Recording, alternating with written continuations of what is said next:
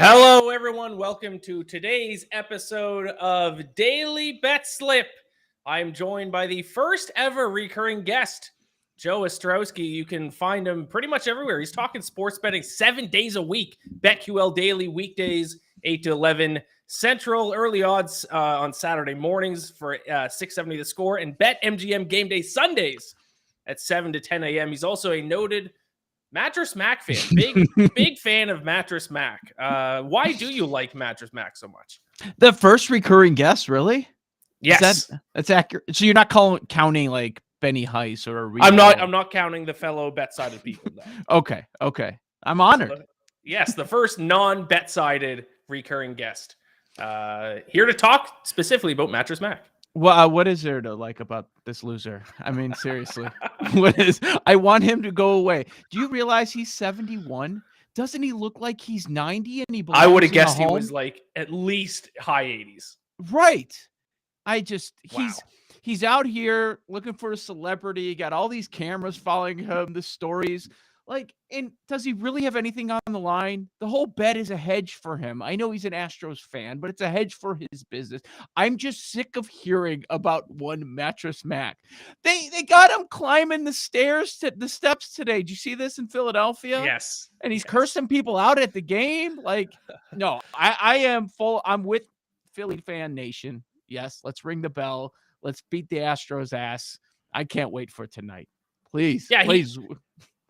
He can't complain about people chirping him. He's brought this all upon himself. So, right. But we are going to talk a little bit more World Series. But I do want to start with the National Football League, and I have a question for you, and that is, which NFL team is the most fraudulent right now, Joe? You know, I love throwing that word around. You got the Titans, Chargers, Jets, Giants, Vikings. All could maybe be considered frauds. Which one do you think is the most fraudulent? How did I know you're going to throw the Titans out there first? How did I know of all the options? So I noticed you didn't put the Dirty Birds as an option. No, I 500. I did tweet this out yesterday that it's going to be awkward if they win if they win this weekend. I might have to call my own team fraudulent, which is not something I foresaw happening. But yeah. that's right around the corner. I would. I'm not going to count the Chargers because they've been disappointing. And I think Herbert's hurt, and they have so many injuries on that team. I'm really curious to see what version of Herbert we get this weekend.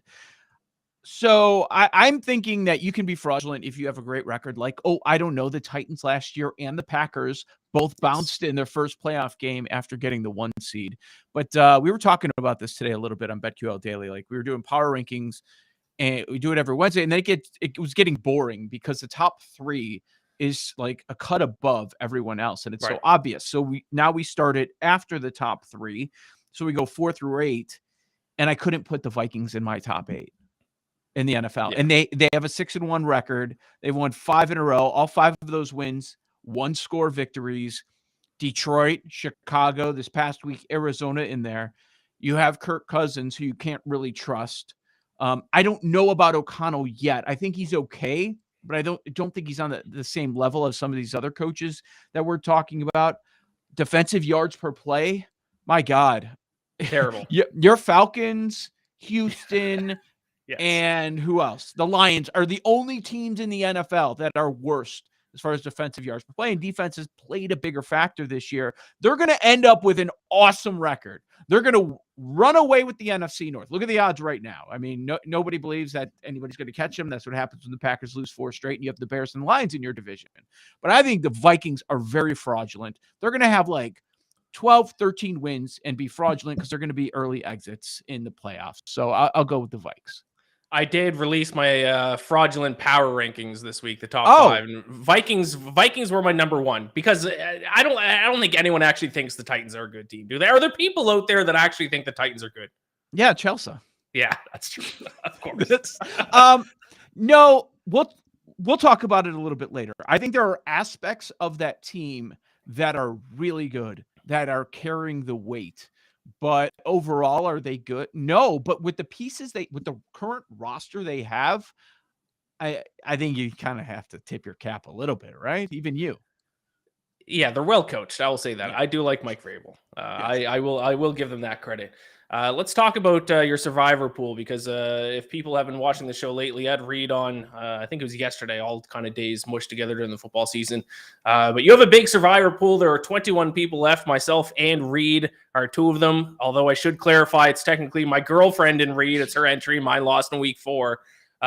We have not locked in our pick yet for this week. I want your advice. I know you're not alive in your own survivor pool anymore, but who would you look at right now in survivor? Because there's a few obvious choices and then maybe a couple sneaky plays.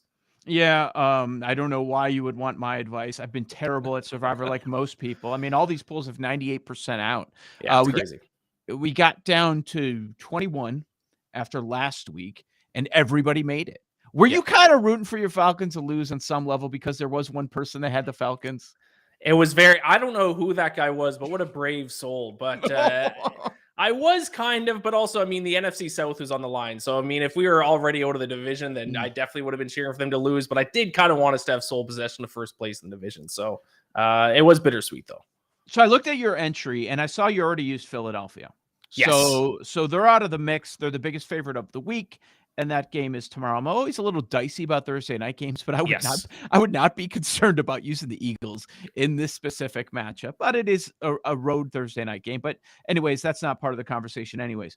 Bengals 7.5 against Carolina. I just figure, why would you want to use the Bengals? Yes, it's probably a get right spot. Probably. Maybe PJ Walker's a lot better than any of us gave him credit for. Maybe. But there are some unknowns. Like, I want to use the Bengals when I have Jamar Chase. Why would I use the Bengals when I don't have Jamar Chase? So I would save them, and I expect the Chiefs to be popular. Andy Reid off the bye, that whole thing. Why do I want to go against one of the better head coaches, you said it earlier, in the NFL, if I don't have to? I think Buffalo's the play here, and I'm not concerned about them going on the road. I understand it's a divisional matchup, which I typically like to stay away from.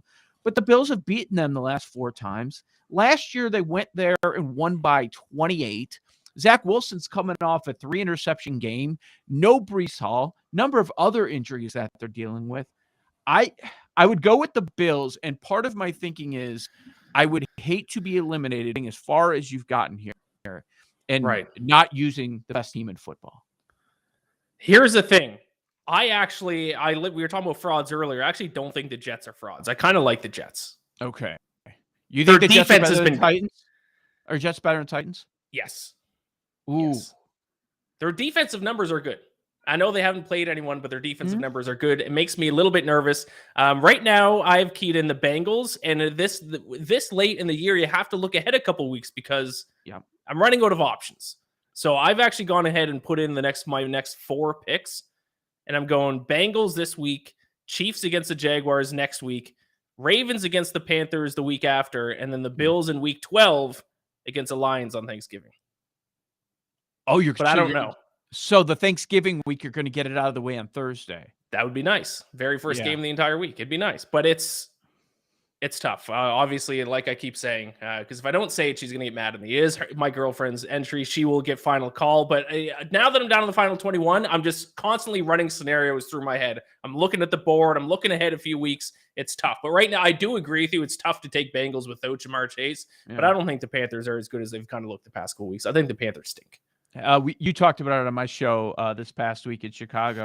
Have you made your presentation? Because you present all the information and then she makes the final say. I've not done that. We have a time set aside actually tonight where we're both going to sit down and I'm going to make my case and we'll see how it goes. I'm just imagining it's like like at work, like you got a big whiteboard with a pointer, PowerPoint presentation. You've got notes and all sorts of stuff. Yeah. You need.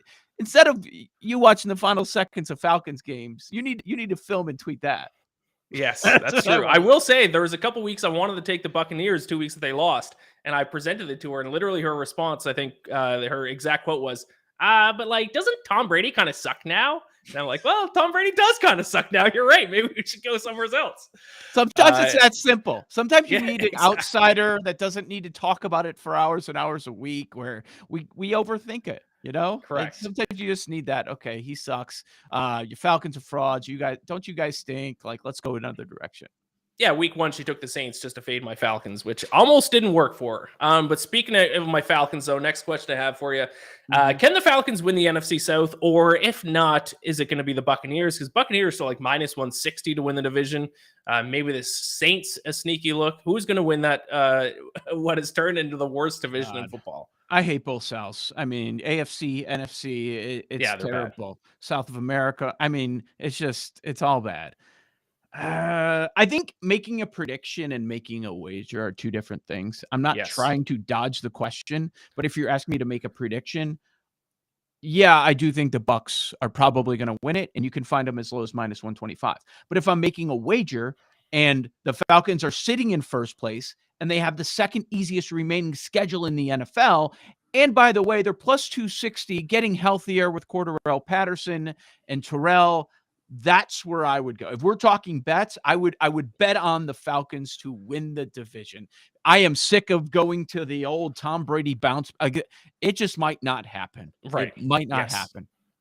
I love it. I took Falcons 4-1 last week, so I'm happy with that response that you have. Let's skip ahead to tomorrow night's game.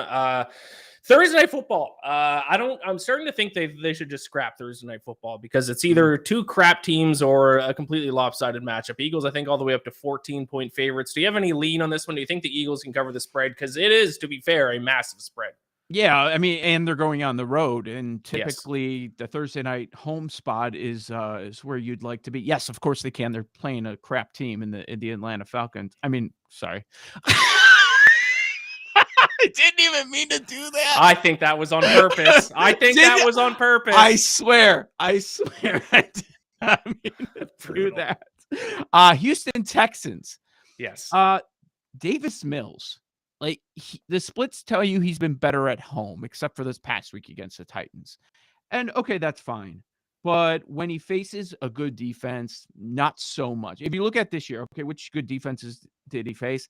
Denver completed 50% of his passes for 177 yards. I mean, I view this Eagles secondary as the best in the NFL. Now, the problem with laying 2 touchdowns with Philly is they get out in front and then they kind of let their foot off the gas pedal in the second half. So I would prefer to do Eagles first half. I think the number's 7.5 right now. But yes, they can absolutely run away and hide in this. But I hate the short week on the road spot and laying 2 touchdowns. So I'd rather do Eagles first half. But I'd have a tough time going to the well with Houston in this one. Yeah, Eagles, yes, specifically very good in the first half, specifically second quarter. Quarter, they've just been completely dominating teams. Do you have any early bets for Sunday's slate? This Andy Reid off the bye stuff is out of control. Like, yes, he wins just about every time. I get it. But the line is up to 13 at some spots. This is way too much. We talked about trusting Vrabel. He's going to try and limit possessions. We'll see about the quarterback health there. But, I mean, he's getting 13. You're not taking the Titans. Oh, I'm taking the Titans. Oh, at that number? At that number? Yes. I'm going to take it. You're not? You're going to lay it? You're going to do the Andy Reid off the bye thing? I got the Chiefs at minus 10.5, so I got them at a good number. But well, that's different. Yes. Don't you think? That is fair. But I will say right now I'm on FanDuel. I just looked up the biggest alternate line is Chiefs minus 36.5. Oh my God. 14-1. I'll take it. No. I'll take it. They're going to win by 40 points. They're going to win by 40 plus points. You're only getting what, 13-1? 14-1. Terrible odds. 14-1 for a team to win by 40 in this NFL? 37.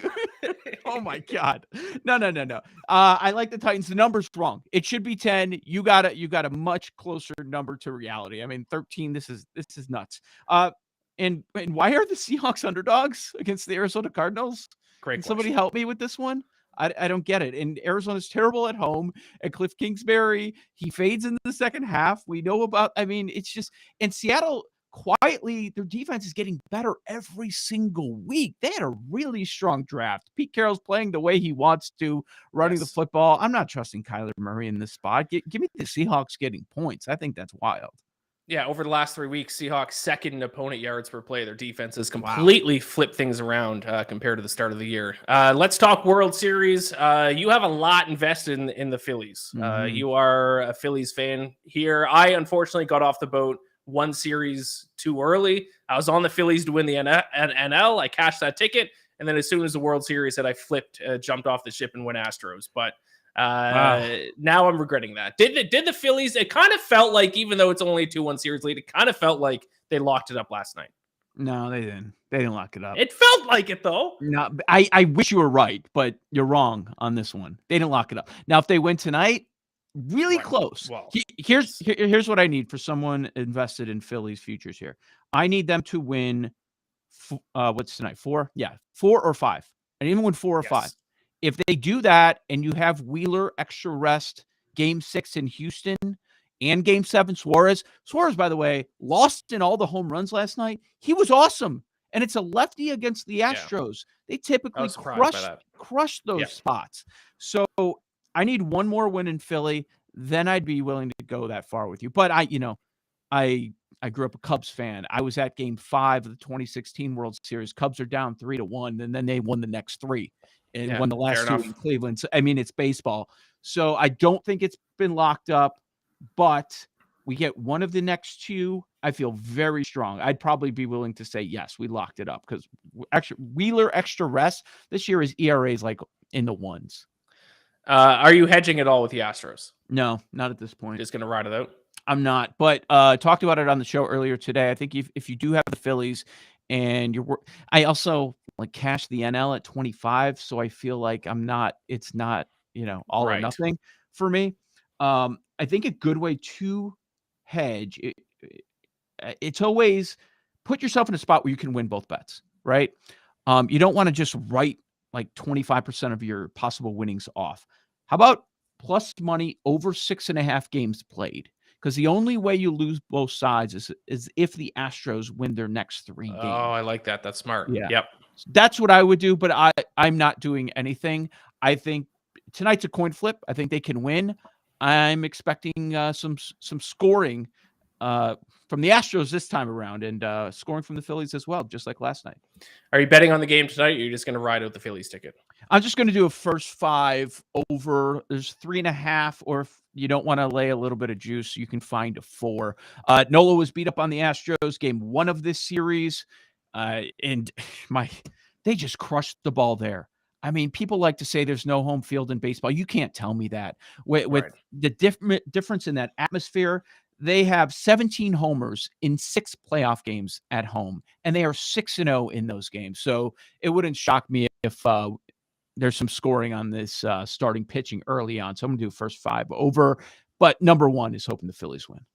All right. I like it. Thank you so much, Joe. You can follow him on Twitter at Joe Ostrowski. Let the people know where they can find your work, because like I said at the top, you are talking about sports betting 7 days a week. Yeah, it's real busy during football season. I put it all out there on Twitter by my name, at Joe Ostrowski. BetQL Daily, weekdays, 9 a.m. to noon on the BetQL network. You can find that on the Odyssey app or a radio station near you.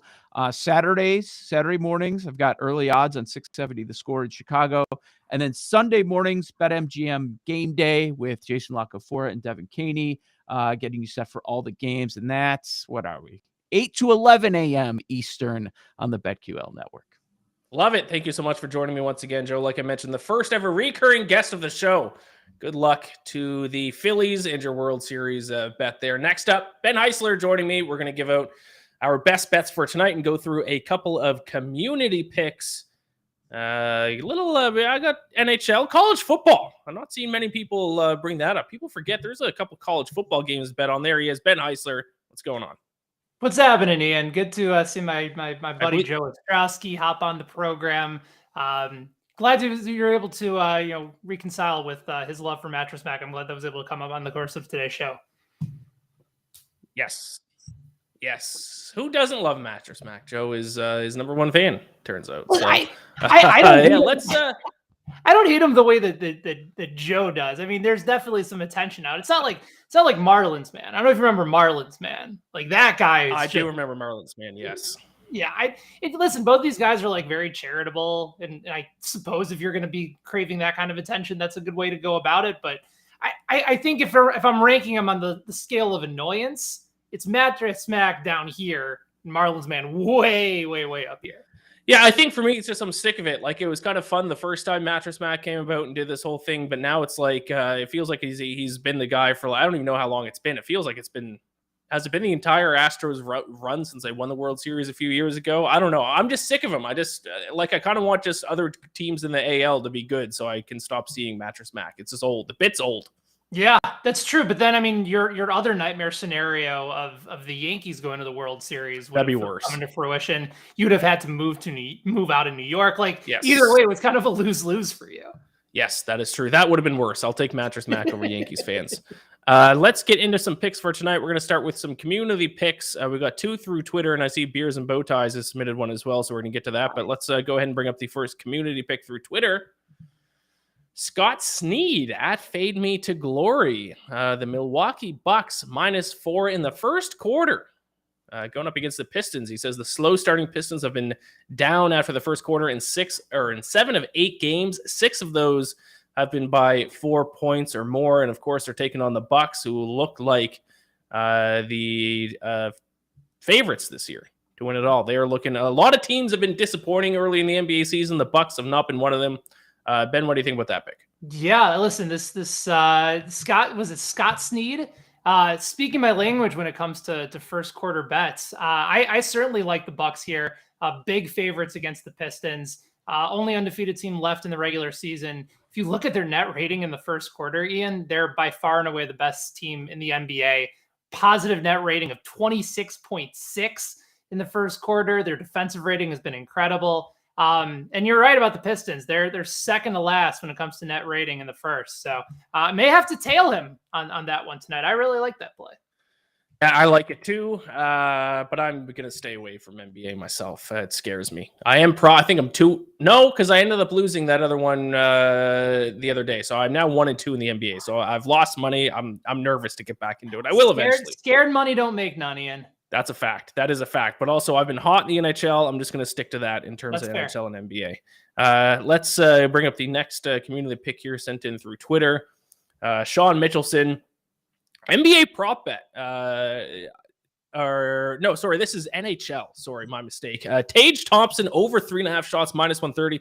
Keep riding the hot shooter. 998 shots in his last 3 games, and facing a Pens team that gives up 35.9 shots per game and gave up 40 last night. There's a little. Sean loves finding these niche little prop bets here. Some NHL shot props, although I have seen they've become more popular in the betting space this season.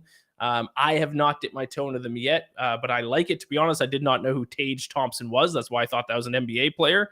I guess he is a member of the Buffalo Sabres. There we go. I don't know how many members of the Sabres I can name. Now, at least one, Tage Thompson.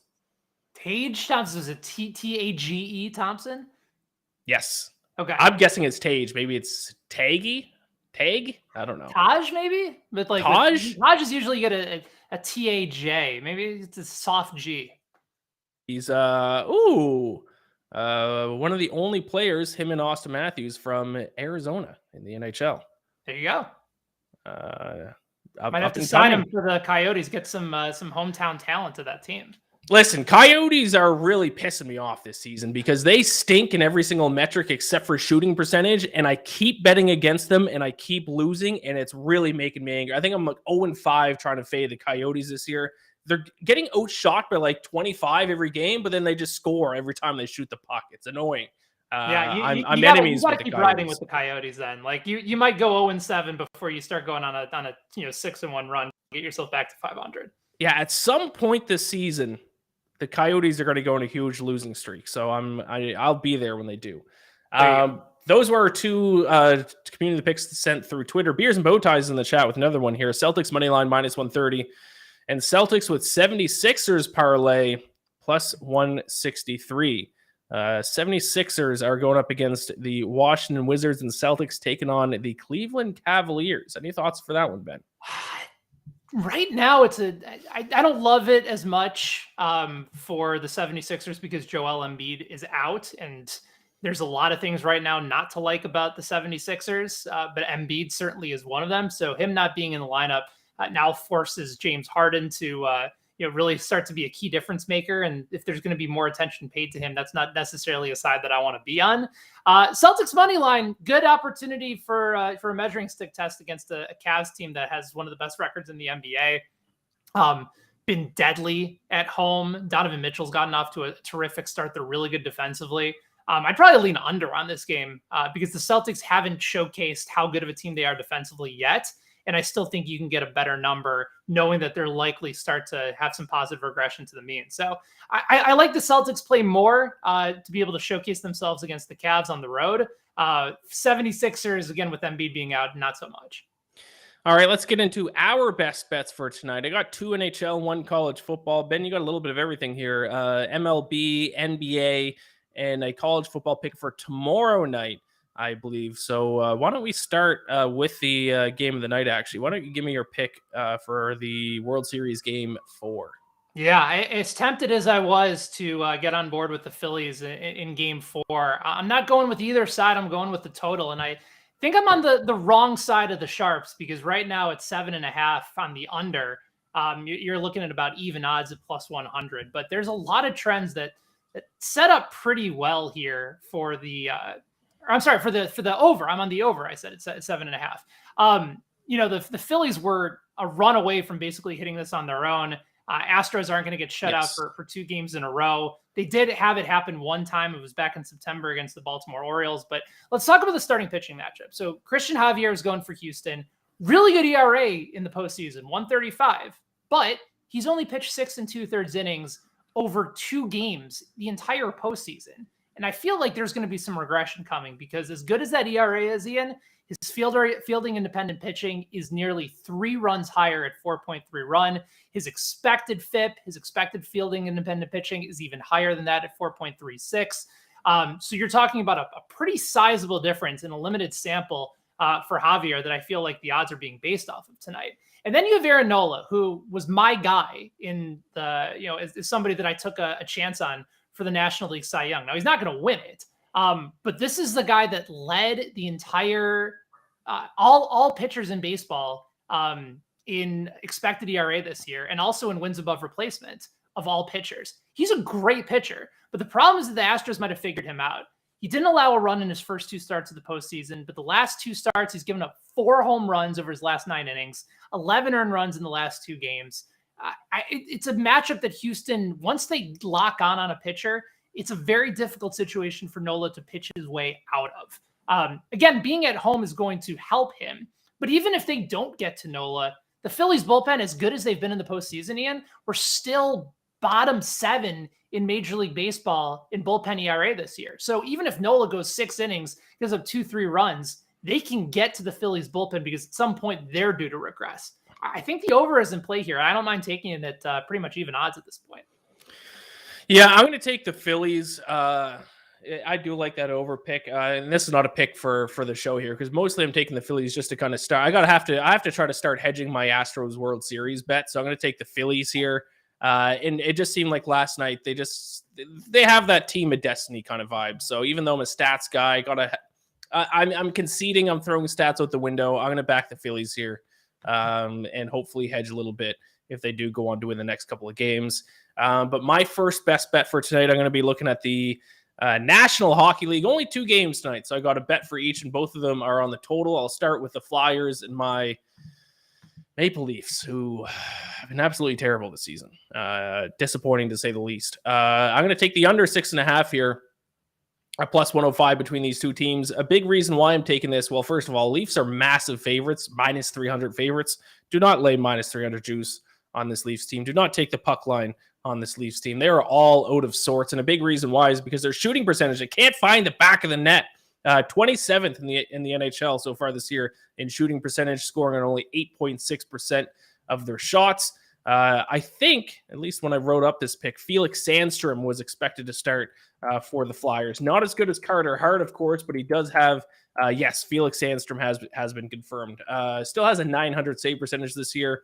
And the Flyers 29th in expected goals for per 60 minutes at 2.49. So a lot of things pointing towards this being a little bit more of a defensive battle here. I just have no faith in the Leafs. I have no faith in their shooting ability right now until they get hot. And I'm sure eventually they will. But until they do, I'm going to keep betting against them in one way or another. And I'm not taking Flyers money line either, because Flyers, if you look at their advanced analytics, they stink too. So I'm just going to go ahead and root on this being a defensive game. I'll take under 6.5 at plus 105.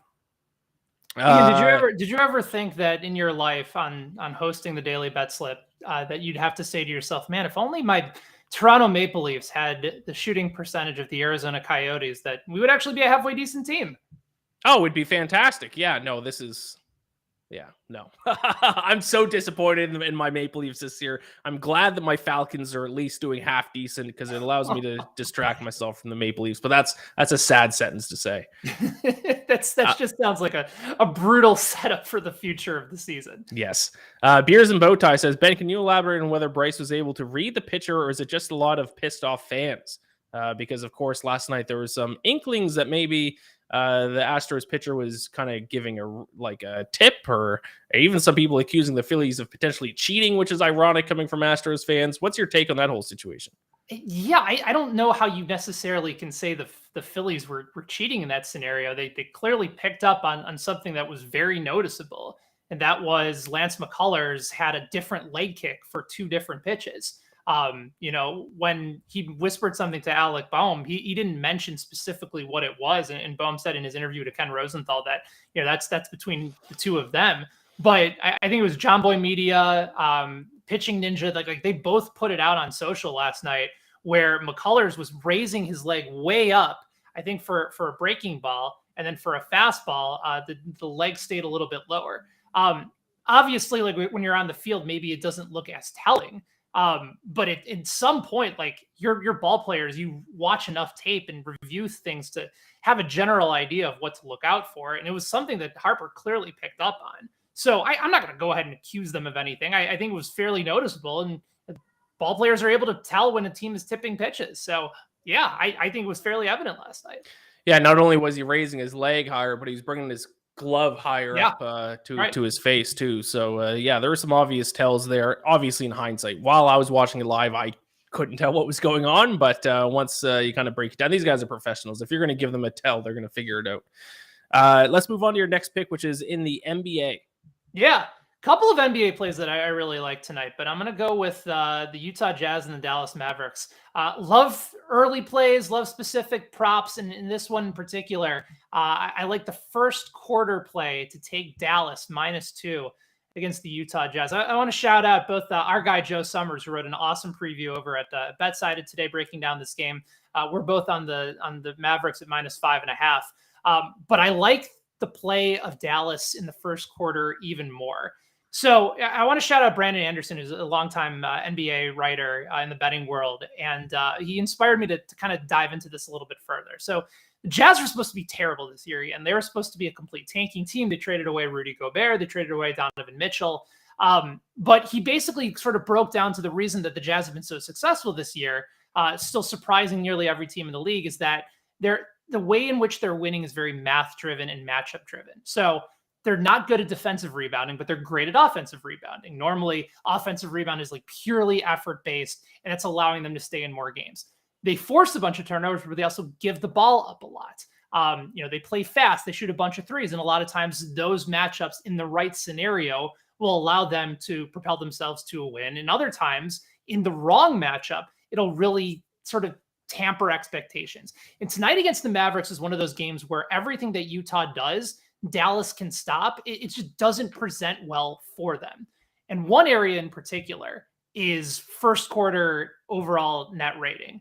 Right now, the Dallas Mavericks have the best net rating or best offensive rating in the entire NBA in the first quarter. Utah has not been a good team as far as getting themselves going offensively. They rank 28th in the NBA in first quarter rating this year. Net rating, it's the same thing. Dallas, top 4 in the NBA in net rating. Utah in the first quarter is -10.9. That's 5th worst in the NBA.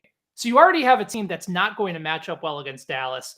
That's already a sizable underdog that just doesn't get off to good starts against a team that is great offensively in the first, good defensively in the first, and overall far superior to their level of competition. Laying 2 points here does not feel like a lot by any stretch. I think this is the play to go, especially if you're trying to find an early bet in this Utah-Dallas game. So give me the first quarter Dallas -2 against the Utah Jazz tonight at home.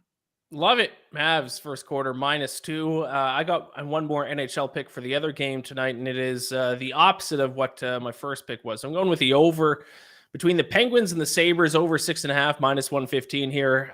We've talked about shooting percentage quite a bit already on this show. Well, the Buffalo Sabres second in the NHL in shooting percentage heading into tonight's game against the Penguins, behind, of course, the Coyotes. Through the first few weeks, they're finding the back of the net on 12.42% of their shots. So they are converting a lot of those shots into goals. That's obviously going to help an overbet. And now they take on a Penguins team who has been an offensive juggernaut through the first couple of weeks. They rank second in 5-on-5 expected goals at 3.32, seventh in 5-on-5 high danger scoring chances. And if you look at how often these two teams have scored through the first couple of weeks, they are combined. They are scoring a combined average of 7.18 goals per game. So if they reach that average and get to 7 goals, our overbet's going to cash. So I'll take the Penguins and the Sabres over 6.5, minus 115. A couple total plays for tonight's 2 NHL games, which brings us to our last best bet each. We're both looking at college football. I got to play for tonight, but you got to play for a game that's taking place tomorrow night, I believe. Yes. Thursday night football, not the outstanding matchup between the undefeated Philadelphia Eagles and the 1-win Houston Texans. No. I'm looking at Appalachian State and Coastal Carolina, another first quarter play on the total at 13.5. Not available at every sportsbook just yet, but I know that FanDuel still has it at minus 134.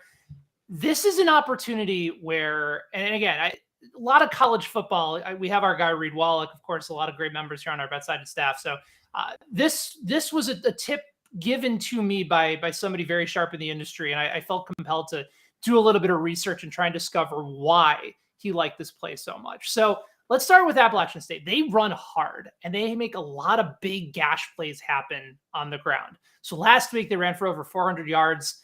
They now face a Chanticleer's defense that just gave up 320 rushing yards against Old Dominion. But you also have on the other side, in points per game, the Chanticleers rank 5th in all of college football. And here are the 4 teams that are ahead of him, okay?